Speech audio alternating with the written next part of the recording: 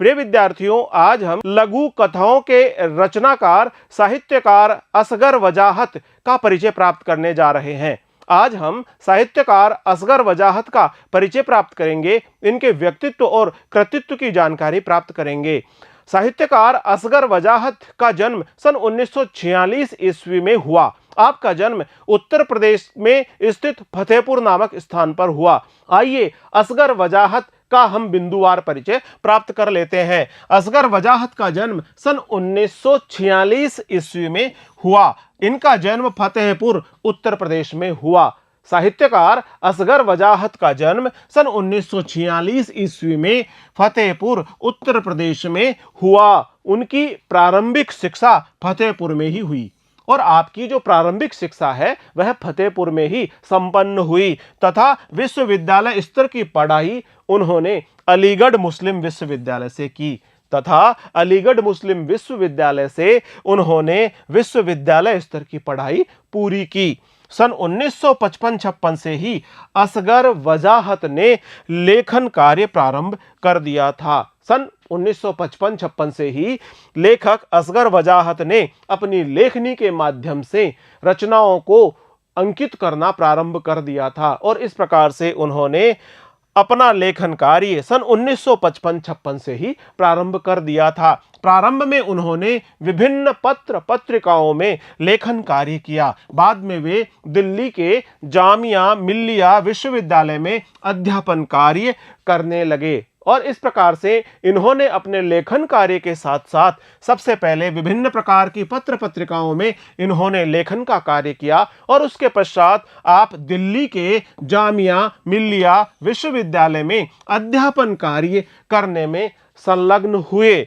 असगर वजाहत ने कहानी, उपन्यास, नाटक तथा लघु कथा तो लिखी ही है, साथ ही साथ उन्होंने फिल्मों और धारावाहिकों के लिए पटकथा लेखन का काम भी किया है। आपने साहित्य की बहुत भरपूर सेवा की है और आपने विविध विधाओं में साहित्य लेखन किया है। आपने कहानी लेखन किया, उपन्यास, नाटक तथा लघु कथा के अलावा आपने फिल्मों के लिए भी लिखा है और आपने धारावाहिकों के लिए भी पटकथा लेखन का कार्य किया है। असगर वजाहत की प्रमुख रचनाएं इस प्रकार से हैं। आपके जो कहानी संग्रह है उनमें प्रमुख है दिल्ली पहुंचना है, दिल्ली पहुंचना है, स्विमिंग पूल और सब कहां कुछ, स्विमिंग पूल और सब कहां कुछ, आधी बानी, आधी बानी, मैं हिंदू हूं, मैं हिंदू हूं। इनके द्वारा रचित नाटक इस प्रकार से है फिरंगी लौट आए, इन्ना की आवाज, इन्ना की आवाज, फिरंगी लौट आए, इन्ना की आवाज, वीर गति, वीर गति, समीधा, समीधा, जिस लाहौर नहीं वेख्या, जिस लाहौर नहीं वेख्या तथा अकी, यह इनके द्वारा रचित नाटक है। इनके द्वारा जो नुक्कड़ नाटक लिखे गए हैं उसमें प्रमुख है सबसे सस्ता गोश्त। उनके द्वारा जो उपन्यास रचित किए गए हैं, उपन्यासों की जो आप द्वारा रचना की गई है उसमें रात में जागने वाले, रात में जागने वाले, पहर दोपहर तथा सात आसमान, पहर दोपहर तथा सात आसमान, कैसी आग लगाई, कैसी आग लगाई। असगर वजाहत की भाषा में गांभीर्य देखने को मिलता है। असगर वजाहत की भाषा में सबल भावाभिव्यक्ति भी दिखाई पड़ती है तथा व्यंग्यात्मकता का पुट भी हमें देखने को मिलता है। इस प्रकार असगर वजाहत की भाषा में गांभीर्य है, सबल भावाभिव्यक्ति है एवं व्यंग्यात्मकता भी उपस्थित है। मुहावरों तथा तद्भव शब्दों के प्रयोग से उसमें सहजता एवं सादगी आ गई है। तत्सम शब्द वे शब्द कहलाते हैं, तत्सम, तत्सम जो संस्कृत भाषा से शब्द लिए गए हैं और जिनका प्रयोग हिंदी भाषा में ठीक उसी प्रकार से किया जा रहा है जैसा संस्कृत में होता है। जैसे अग्नि, अग्नि, आग, यह तत्सम शब्द है और यह जो आग है यह तद्भव शब्द है। इस प्रकार से राज्य, राज, इस प्रकार से चंद्र, चांद, इस प्रकार से ये जो शब्द बने हैं, इन शब्दों के अनुसार यानी उन्होंने मुहावरों का प्रयोग किया तथा तद्भव शब्दों का प्रयोग किया, जिससे भाषा में एक प्रवाह आ गया है, सहजता आ गई है।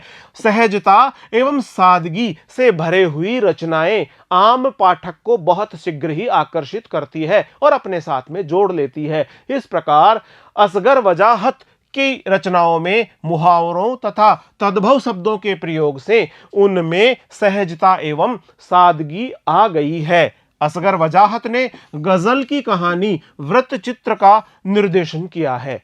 आपने गजल की कहानी इस वृत्तचित्र का भी निर्देशन किया है तथा बूंद बूंद धारावाहिक का लेखन भी आप द्वारा किया गया है। जो धारावाहिक है जिसका नाम है बूंद बूंद, इस बूंद बूंद शीर्षक वाले धारावाहिक का लेखन कार्य भी आप द्वारा किया गया है। उनके व्यंग पैने तथा प्रभावशाली होते हैं।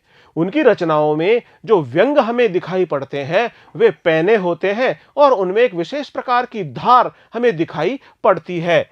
शेर, पहचान, चार हाथ और साझा, इन लघु कथाओं के रचनाकार हैं असगर वजाहत। शेर, पहचान, चार हाथ और साझा, इन लघु कथाओं के बारे में हम कुछ चर्चा कर रहे हैं। हमारी पाठ्य पुस्तक में असगर वजाहत द्वारा रचित शेर, पहचान, चार हाथ और साझा नाम से उनकी 4 लघु कथाएं दी गई है। शेर जो पहली लघु कथा है जिसका शीर्षक है शेर, शेर प्रतीकात्मक और व्यंग्यात्मक लघु कथा है।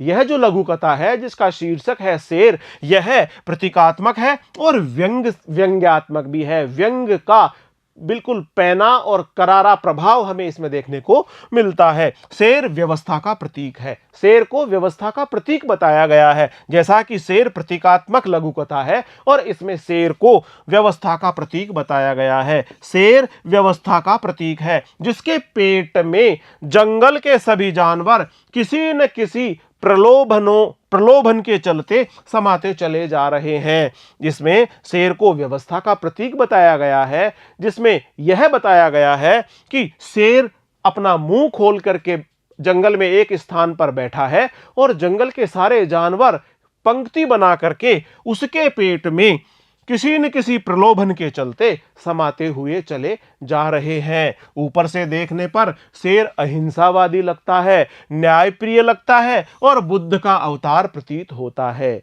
यहाँ पर यह एक बहुत ही उल्लेखनीय व्यंग करते हुए लेखक साहित्यकार असगर वजाहत कहते हैं कि ऊपर से देखने पर तो यह शेर अहिंसावादी दिखता है, न्यायप्रिय दिखता है और बुद्ध का अवतार जैसा प्रतीत होता है, पर जैसे ही लेखक उसके मुंह में प्रवेश न करने का इरादा करता है, शेर अपनी असलियत में आ जाता है और दहाड़ता हुआ उसकी ओर झपट पड़ता है। तात्पर्य यह है कि सत्ता तभी तक खामोश रहती है जब तक सब उसकी आज्ञा का पालन करते रहे। लेखक ने जैसे ही शेर के मुंह में प्रवेश न करने का इरादा किया, यानी सत्ता के साथ चलने का जैसे ही लेखक ने अपना मंतव्य छोड़ दिया, उसके पश्चात शेर अपनी असलियत में आ जाता है और दहाड़ता हुआ उसकी ओर झपटता है। तात्पर्य यह है कि सत्ता तभी तक खामोश रहती है जब तक सब उसकी आज्ञा का पालन करते रहें। जैसे ही कोई उसकी व्यवस्था पर उंगली उठाता है या उसकी आज्ञा मानने से इनकार करता है, वह खूंखार हो उठती है और विरोध में उठने वाले स्वर को कुचलने का प्रयास करती है। इस प्रकार से प्रतीकात्मक रूप से यह कहा गया है कि जैसे ही कोई भी व्यक्ति शासन व्यवस्था पर उंगली उठाता है, किसी भी प्रकार के प्रश्न उठाता है या उसकी आज्ञा मानने से इनकार कर देता है, तो शासन व्यवस्था खूंखार हो उठती है और विरोध में उठे हुए सभी स्वरों को वह कुचलने का प्रयास करती है। इस प्रकार से शेर को शासन व्यवस्था का प्रतीक बताया गया है और शासन व्यवस्था का प्रतीक बताने के साथ ही लेखक यह भी कहता है कि जैसे ही कोई शासन व्यवस्था पर प्रश्न उठाता है, उस पर किसी भी प्रकार की उंगली उठाता है या उसकी आज्ञा मानने से इनकार कर देता है, तो शासन व्यवस्था खूंखार हो उठती है और वह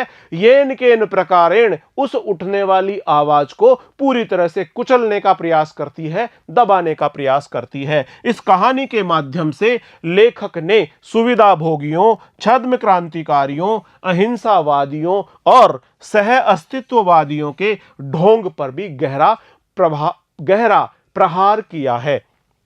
लेखक ने सुविधाभोगी लोग, जिन्हें अपनी स्वयं की सुविधा से मतलब है, जिन्हें राष्ट्र की कोई चिंता नहीं है, राष्ट्र की प्रगति से उन्हें कोई लेना देना नहीं है, उन्हें तो बस केवल और केवल मात्र खुद की सुविधाओं से ही लेना देना है, ऐसे लोगों के प्रति भी लेखक ने कड़ा प्रहार किया है।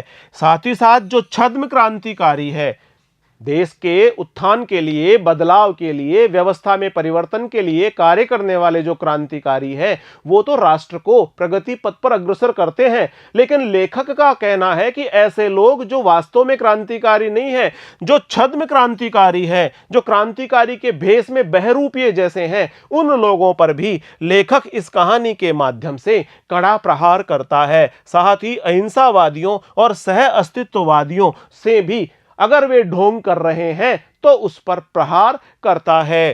पहचान दूसरी लघु कथा है जिसका शीर्षक है पहचान। और इस पहचान लघु कथा में राजा को बहरी, गूंगी और अंधी प्रजा पसंद आती है। राजा को बहरी प्रजा पसंद आती है, गूंगी प्रजा पसंद आती है और अंधी प्रजा पसंद आती है। बहरी वह जो सुन न सके, गूंगी वह जो बोल न सके और अंधी वह जो देख न सके। इस प्रकार राजा को ऐसी प्रजा पसंद आती है जो न तो बोल सके, न सुन सके और न कुछ देख सके। इस प्रकार से बहरी, गूंगी और अंधी प्रजा ही राजा को पसंद आती है, जो बिना कुछ बोले, बिना कुछ सुने और बिना कुछ देखे उसकी आज्ञा का पालन करते रहें, किसी भी प्रकार के अन्याय के विरुद्ध अपनी आवाज नहीं उठाएं, गूंगे बने रहें, अंधे बने रहें, बहरे बने रहें और इस प्रकार की ही प्रजा राजा को पसंद आया करती है। कहानीकार ने इसी यथार्थ की पहचान कराई है। भूमंडलीकरण और उदारीकरण के इस दौर में इन्हें प्रगति और उत्पादन से जोड़कर संगत और जरूरी भी ठहराया जा रहा है। इस छद्म प्रगति और विकास के बहाने राजा उत्पादन के सभी साधनों पर अपनी पकड़ मजबूत करता जाता है। वर्तमान में प्रगति विकास का बहुत जोर शोर से बोलबाला है और चारों तरफ से प्रगति और विकास के बारे में ही बातें की जाती है, जबकि वस्तुतः यह छद्म प्रगति ही हो सकती है। और इस छद्म प्रगति और विकास के बहाने राजा उत्पादन के सभी साधनों पर अपनी पकड़ मजबूत करता है और अपनी पकड़ मजबूत करते हुए वह उत्पादन को कई गुना बढ़ाने का विचार करता है और कई गुना अपने उत्पादन को बढ़ा भी देता है। वह लोगों के जीवन को स्वर्ग जैसा बनाने का झांसा देकर अपना जीवन स्वर्गमय बनाता है। वह लोगों को तो उनका जीवन स्वर्ग से भी सुंदर, स्वर्ग से भी अच्छा, स्वर्ग से भी बढ़कर सुखमय बनाने का एक जो दर्शन कराता है, झांसा देता है, वह सब केवल और केवल जनता को मूर्ख बनाने का ही कार्य है। वस्तुतः ऐसा करके राजा लोगों के जीवन को स्वर्ग जैसा बनाने का झांसा देकर अपना स्वयं का जीवन ही स्वर्गमय बनाता है, सुख से भरा बनाता है। वह जनता को एकजुट होने से रोकता है और उन्हें भुलावे में रखता है। यही उसकी सफलता का राज है। इस प्रकार साहित्यकार असगर वजाहत ने इस लघु कथा के माध्यम से भी पैना और करारा व्यंग किया है। चार हाथ अगली जो लघु कथा है जिसका शीर्षक है चार हाथ। पूंजीवादी व्यवस्था में मजदूरों के शोषण को यह लघु कथा उजागर करती है।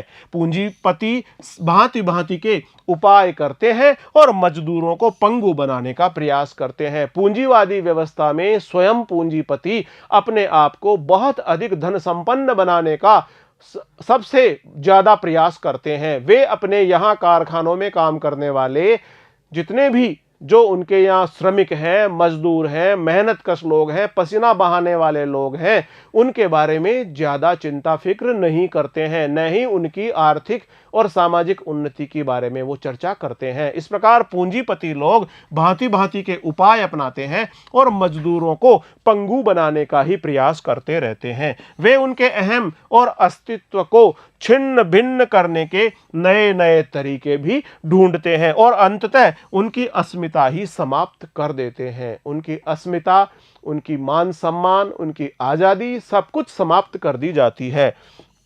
मजदूर विरोध करने की स्थिति में भी नहीं होते हैं। मजदूर क्योंकि कमजोर होते हैं, उनकी आवाज की बहुत अधिक बुलंदी से उठाने की क्षमताएं कम होती है और इस प्रकार से विरोध का स्वर वो पूरी तरह से मुखरित नहीं कर पाते, अन्याय के विरुद्ध खड़े नहीं हो पाते और इस प्रकार से मजदूरों का विरोध बहुत ही कमजोर होता है।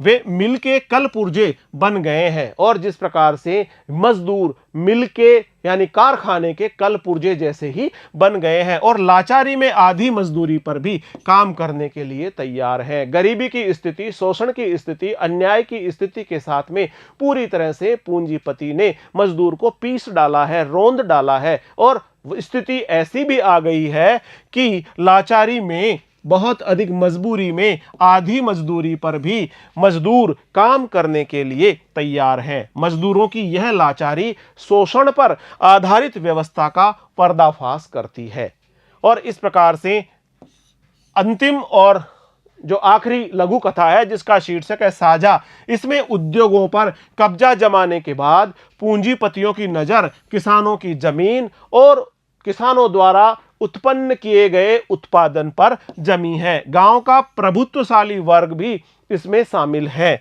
वह किसान को साझा खेती करने का झांसा देता है और उसकी सारी फसल हड़प लेता है।